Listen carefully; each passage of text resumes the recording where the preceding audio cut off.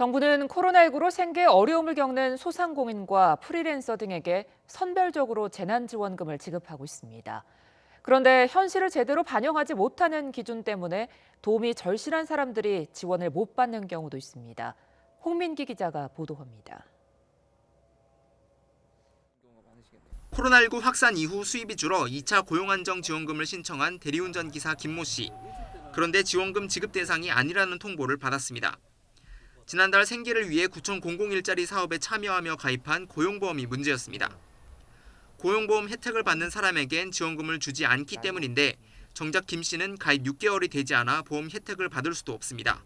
저 같은 경우 여유가 안 돼서 이 일을 하러 나왔는데 돈 없어서 나온 사람인데 못 받으니까 좀 많이 억울하죠.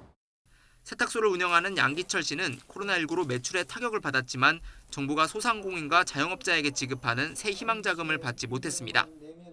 올해 상반기 월평균 매출이 지난 한 해 월평균 매출보다 줄어야 하는데 겨울옷 물량이 많은 상반기에 성수기를 맞는 세탁소는 오히려 소득이 늘어난 것처럼 보이기 때문입니다. 겨울 세탁물들을 모았다가 한꺼번에 갖고 오는 특성이 있고 매장마다 다르겠지만은 한 1년에 50% 가까이를 차지한다고 보시면 될 겁니다.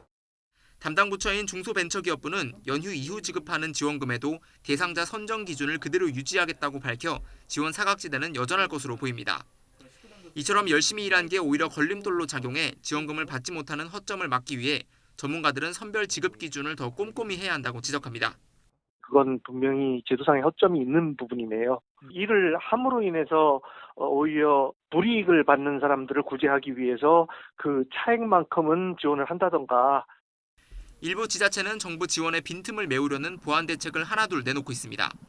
충청북도와 충주시는 재난지원금 지급 대상에서 제외된 소상공인 등을 위해 특별지원금을 마련했고 서울시는 소상공인을 상대로 한 융자 지원 규모를 5조 원에서 7조 원으로 늘리기로 했습니다. YTN 홍민기입니다.